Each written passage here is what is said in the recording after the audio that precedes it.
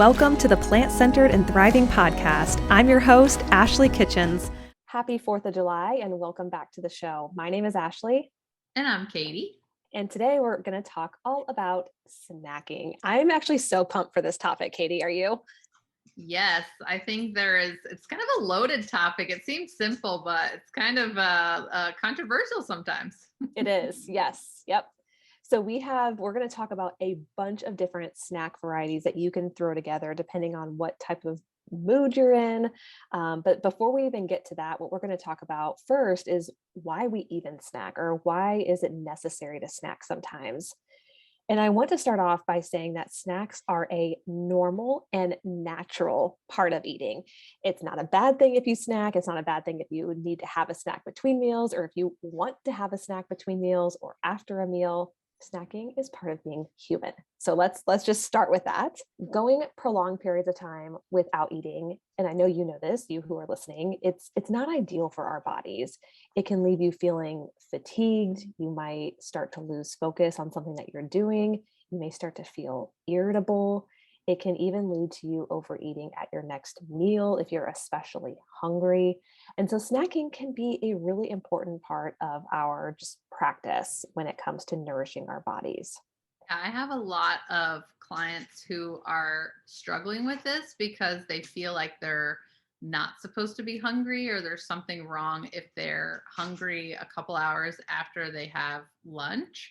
And I think because we've all been wrapped up in diet culture, that snacks somehow equates to doing something naughty. We automatically have this bad association with the word. And just like Ashley said, it's so normal. And sometimes you feel so much better, so you don't have to worry about crashing. Sometimes they'll get headaches if they go too long without just having a little something. If you'd rather have 5 small meals than 3 big meals and nothing in between, that's okay. Yep, could not agree more. And I think when you notice yourself starting to think about food in between meals, or you find yourself sort of drifting off or unable to concentrate, like we said, that may mean it's time for a snack or time for you to get up and do something else. Yep. So in creating a snack, it's something that we advise is to have at least 2 different food groups. And that's a little bit more complicated, I think, when you're plant-based, because there's not this like very clear protein, carb, fat, like there may be with the standard American diet. But that's what we typically recommend, is not just having one food group. And what we mean by that is maybe not just having like a banana by itself. That's pretty much just a carbohydrate. And so that might leave you feeling hungry afterwards. So balancing your snack, kind of similar to balancing your plate most times, when you can, this will help ensure that you're having a variety of nutrients. It'll help you feel more satisfied and have a more nourishing snack. And then it also helps you feel more satiated afterwards. So it's actually going to sustain you for a little bit of time. And so going back to the banana example, having a banana by itself, like we said, you might feel hungry shortly after. I love bananas, but I always recommend pairing something like a banana or something like a piece of fruit with a protein or fat, like a nut butter or a handful of nuts or a protein bar, whatever that is, to help keep you fuller for longer. And then how much you choose to eat depends on several factors. So one thing to consider when you're going in for a snack is think about how hungry you are. So consider your hunger level, because that's going to help you decide how much of a snack you actually need. Also consider your individual energy needs. So what is it that you specifically need? What are you doing that day? What did you do that day? Also factor in your activity level for that day. What did it look like prior or even the day before? Because that can affect your metabolism the next day. Or what is it going to look like later in the day? Do you need maybe a little bit extra something because you have a workout or a long walk or run that you're going on? And then the third thing to consider is how long it might be until your next meal, or when you're going to be eating next. So if it's going to be several hours, like you've got this big dinner coming up, maybe you need a more substantial snack to tie you over. Or maybe you're eating in 2 hours and you just want something small to kind of tie you over before you have lunch or your dinner or something like that. I think why I'm so excited about this episode is I think going plant-based, especially those of you who are just starting, what my clients are struggling with is just ideas like what should I do? I don't even know. Some of these foods I've never even tried before. So we have tons of cool ideas for you. Oh, we have so many cool ideas. I'm so excited to get into them, Katie. And they're delicious. And they're Most delicious. important And part. right. And it's not just hummus and carrots. Yes. So yes. All right. So Katie, kick us off with this first section. So what we did is we categorized it kind of based on how you're feeling, how much time you have, what the weather's like.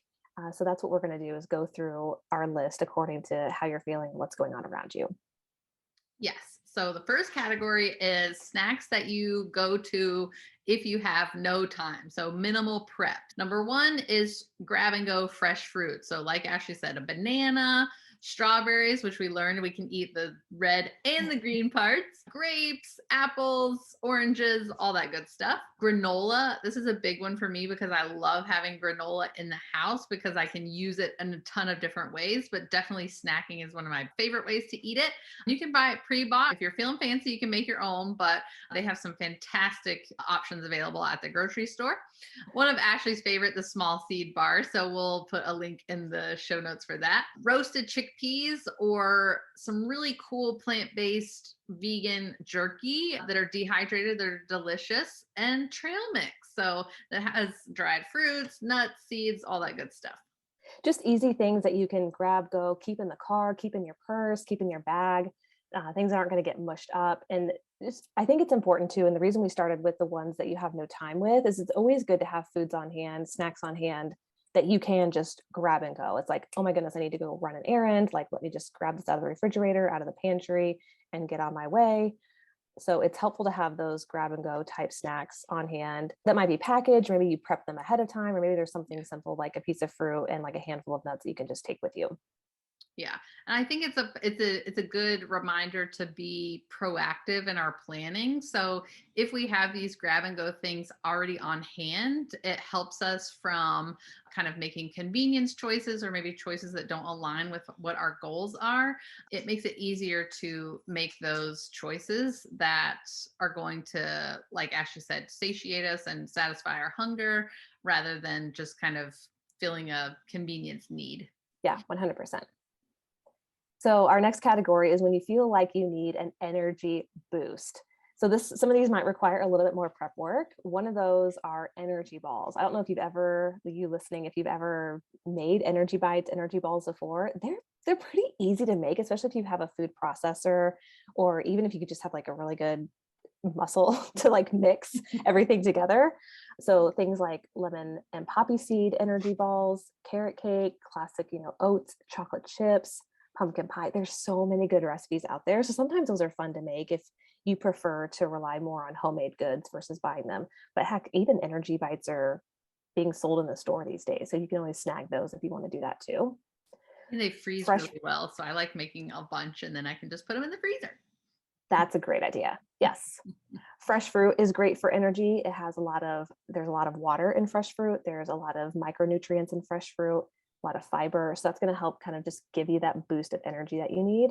And along those lines as well, smoothies are great for that too. So there's a ton of nutrients that are packed into smoothies, great for just giving you that boost of energy that you may need. And even with smoothies and like we said, fresh fruit, sometimes it's helpful to pair those with nuts, seeds, things like cashews, peanuts, walnuts, pecans, almonds, hazelnuts, pistachios. We have a never ending list of just things that you can add to your fresh fruit, to your smoothie, or even to your energy bites to give you that boost of energy that you're looking for. So it's always helpful, again, to have variety when you're thinking about energy specifically. Carbohydrates give us energy, but in addition to that, it's also helpful to balance those out, like we said at the beginning, with a protein or a fat to round it out and help you feel satiated. Yeah, I think that's the best thing about adding those nuts and seeds to the kind of fruity sweet smoothie. It adds a creaminess, but also it elongates how long the smoothie is going to last for you in terms of making sure that you're nice and satisfied. It's much more filling to add those nuts and seeds rather than just having like banana and oat milk. Yes. Yep. I love this category because sometimes I'm like, no, not in the mood. But this next one is when you're feeling fancy. So this is when you have a little bit of extra time and make something a little bit more special rather than just something to kind of grab and go. So I love overnight oats. You can do so many different combinations. So the great thing about overnight oats is you just put half oats, half your plant milk, and then you can decorate it however you want to. So one of Ashley's that she taught me, that's one of my favorites that I eat so often, is when you just put peanut butter and then some type of like fruit preserve, so strawberry jelly, grape jelly, something like that. And then you put real peanuts. So it's like you're eating a peanut butter and jelly sandwich. I love that one. But you can do something simple like maple syrup and cinnamon, or you can go tropical and do coconut, mango, banana. That's a really good one too. So overnight oats, still super easy, but you could be a little bit fancy, like all those fun pictures online. This is really one of my favorites as well, stuffed dates. So dates are kind of a naturally sweet, delicious food that it has a pit in it that's removed and it leaves room to stuff it with some really yummy stuff. So you can stuff it with your favorite nut butter or a plant-based cream cheese, pureed pumpkin, and then you can roll it in some seeds or stuff it with some other dried fruit. So many options, but they're really filling. You only need a couple, maybe two or three, and they're super filling, and you have like a fantastically special treat midday, and it makes you feel fancy. It's true. And then fancy toast. We all know that, this is the age of avocado toast. Hey, there's no shame in my game. I love avocado toast. So smashed avocado on a nice seeded bread with like sriracha or roasted red pepper. Oh my God, so good. And if you have a sweet tooth or if you want some more protein or fat, you can add your favorite nut butter. And like I said, if you want to make it really fancy, you can go to the farmer's market and get all those fancy preserves that they make. And just remember that, spices that helps us elevate, kind of a normal boring dish. So if you like nutmeg or cinnamon or garlic powder, or onion powder, there's so many cool spices that you can add to make your snacks fancy. Yes. So many good things there. This category is when it is hot outside. So for most of us, I know here in North Carolina today, it is in the 90s, it is hot. And what better to have than something to cool you down? So you can probably guess what some of these things are. One is a smoothie, like we've talked about before, to kind of cool you off. One is a milkshake. So like something with like chocolate and cherry, maybe frozen banana, plant-based milk, nut butters. I love going back and forth between a smoothie and a milkshake, just kind of depending on what I'm feeling. And then with milkshakes too, you can even add frozen greens just to boost it up a little bit if that's something that you want to do. Homemade fruit popsicles are wonderful, whether you use like a plant-based yogurt, pureed fruit. There's so many different recipes online that you can make in the comfort of your own home. And then another one, and actually, Katie, I first had this, I think it was a couple years ago, and I can't remember who makes these, but you can also make them homemade, which is a chocolate dipped frozen banana popsicle. So you just take a frozen banana, dip it in melted chocolate, and then you can roll it around in nuts or seeds or drizzle it in peanut butter. Basically, you put it back in the freezer. The chocolate hardens up on the banana, and then you can take it out, and it's a fun, sweet treat. Like, it's so good. Yeah, it feels like decadent. It feels, like you're really treating yourself because it really satisfies that sweet tooth for sure. It does. So this next one is if you are wanting something salty. So my go-to, I love avocado, so smush it up, turn it into guacamole. I'm a happy camper. So you can pair that with any type of veggies, some type of seeded cracker, pita chips. That really makes a delicious afternoon snack, one of my favorites. Edamame, so easy. This could probably fall under the category of if you don't have time as well. Steamed edamame just popped in the microwave real quick and then sprinkled with sea salt. So good. Definitely satisfies those of you who have a salt tooth, I guess, instead of sweet tooth. And then if you like it a little spicy, you can add those red pepper flakes. I eat those so much. I'm keeping them in business. Ooh, these are one of my favorites too. If you want something salty, you can put together a nice tortilla, smear it with like a plant-based cream cheese, and then add your red pepper flakes, red and green peppers, and some spinach, and then slice them so you have these little pinwheels like we had when we were little. But so easy, but just a really nice hearty snack. Quick nachos. Never met a nacho that I didn't like. So just some Mm. quick chips with some vegan cheese, baked in the oven, easy peasy. Hummus and crackers get a bad name. I love hummus. I think I'm 98% chickpea at this point. So there's nothing wrong with some good old hummus and veggies or hummus and crackers. Easy. It's a go-to. Love it.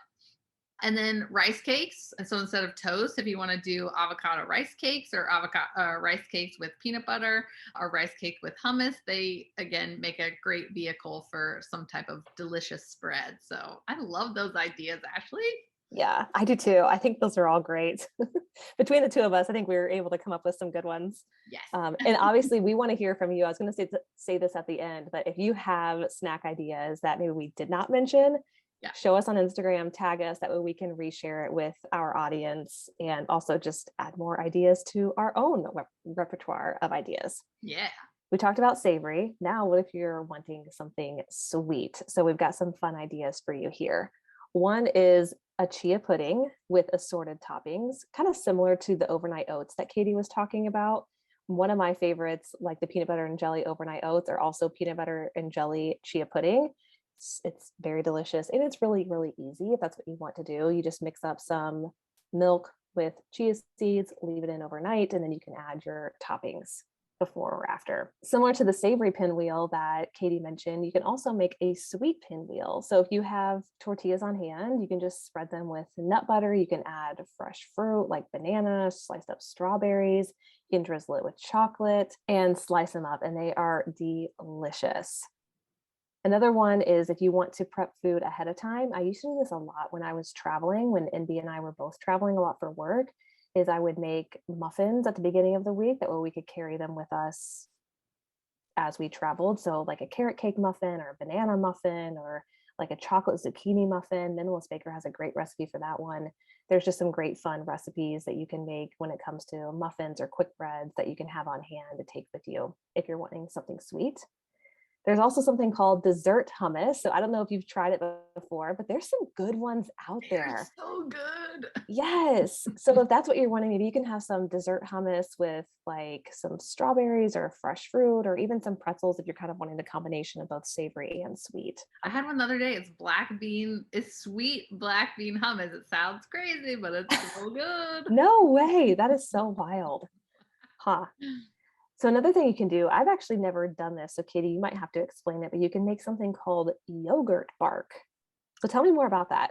Yeah, I have not made it either, but I saw it on this list and I'm like, I have never heard of that. I want to try it so bad, but I had to tell everybody because there's so many options available. So your base is you spread yogurt onto some wax paper and then you sprinkle it with whatever you want to. So the recipe that I saw was kind of like a tropical based one. So just some regular pineapple chopped really well and some coconut flakes. And then you just pop it in the freezer and then the yogurt will kind of snap like chocolate bark that you have at the holiday time. So I'm so pumped to try that one.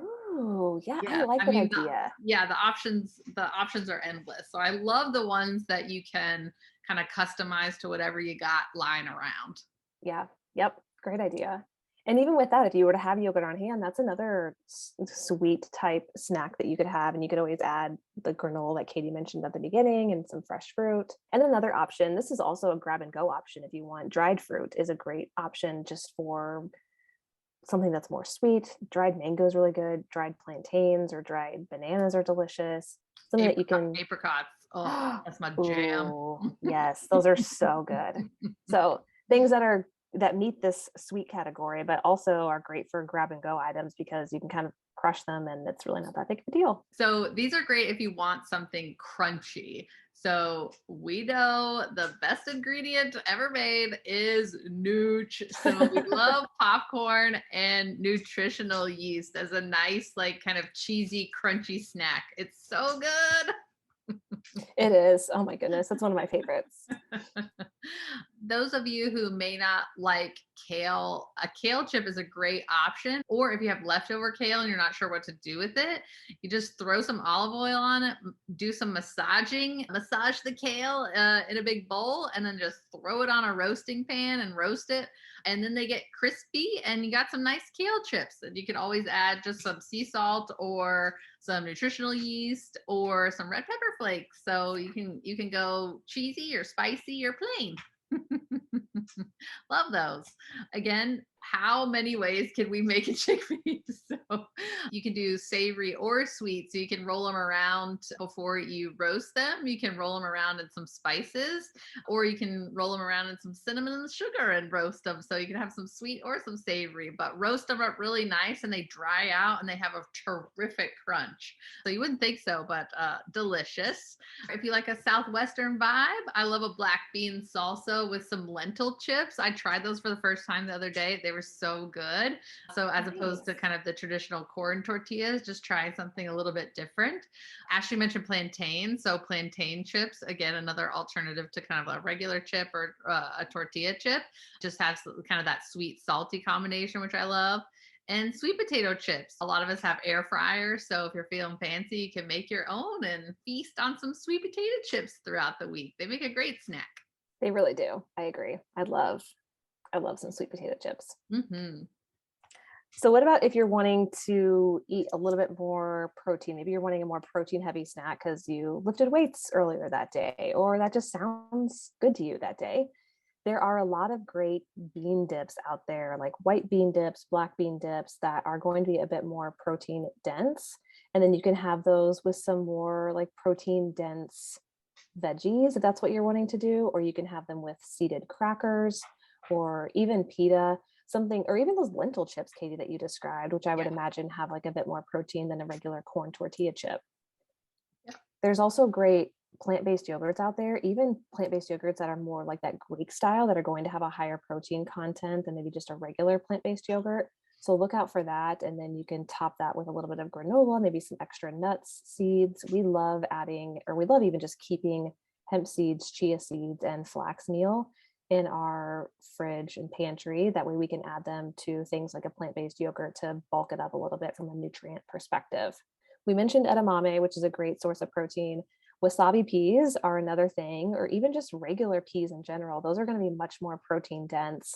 So whether you get wasabi peas or whether you, I don't know about you, Katie, but I love just like cold, not frozen, but like cold peas. And I Yeah. can just eat those by themselves. I think they're so yummy. So that was something I've always loved since I was a young child. I preferred them way more than hot peas. I knew we got along for a reason. Yeah. Yes. And then another thing you can do is do even something like a vegan chocolate pudding made with tofu and a little bit of avocado for that creaminess. Obviously, it has cacao in it. So that can be a more protein dense type of snack that's a little bit fun. And then a lot of the other things that we mentioned can be made protein dense, like even different things like toasts and the vegan jerky that we mentioned, which is typically made from some form of soy, or even the energy bites that we talked about. Those can be made more protein dense. And then if you're someone who likes to add protein powders to your snack or to your smoothies, you could always do that to bulk up the protein if that's what you want to do. By no means do you have to, but it is an option if you prefer the taste of protein powders. So there may be times where you need to eat something, but maybe you're feeling under the weather. I know we're all dealing with pandemics and things like that. So if you're feeling under the weather, or maybe you're having some tummy troubles, we wanted to include some snacks that are kind of tummy friendly. So pureed pumpkin, I always keep pureed pumpkin on hand, not just for me, but for my dogs too. So the great thing about pureed pumpkin, it's good for constipation, it's good for diarrhea. So it can help both of those ailments. I also keep a lot of sweet potatoes on hand. So I'll make those for a full meal, or if I just want something a little bit bland, if I'm not feeling well. So if you're looking for a beverage, a nice hot tea can be great with a little bit of like agave syrup to settle a tummy. And then the brat diet. So bananas, rice, applesauce, toast, they're nice and bland. And again, if you're trying to get your nutritional needs, but you need something that's kind of tummy friendly, then you can always opt for those options. Yeah, no, absolutely. And speaking of the tea, Katie, something that you can do as well is just cut up ginger root, like fresh ginger root, and pour hot water over it. And like you said, add a little bit of sweetener if that's what you want to do to settle your stomach. So that could be another option with that tea. I had a client who that was one of her favorite things to do was to have some hot tea with a piece of toast when she wasn't feeling well, which is a great little thing. Well, thank you so much for listening to our snacking episode. So I don't know about you, Katie, but I'm in the snacking mood and I I Yeah. want to go have a snack now. But if there was a snack that we didn't mention, or if there's something that you especially enjoy that kind of falls into one of these categories, please showcase it on Instagram and be sure to tag us. That way we can reshare it because people are always looking for ideas when it comes to snacking. So it'd be really helpful to be able to reshare one of your favorites. Thanks for joining us today. We hope you have a happy and safe 4th of July. Happy 4th. Until next time, keep thriving.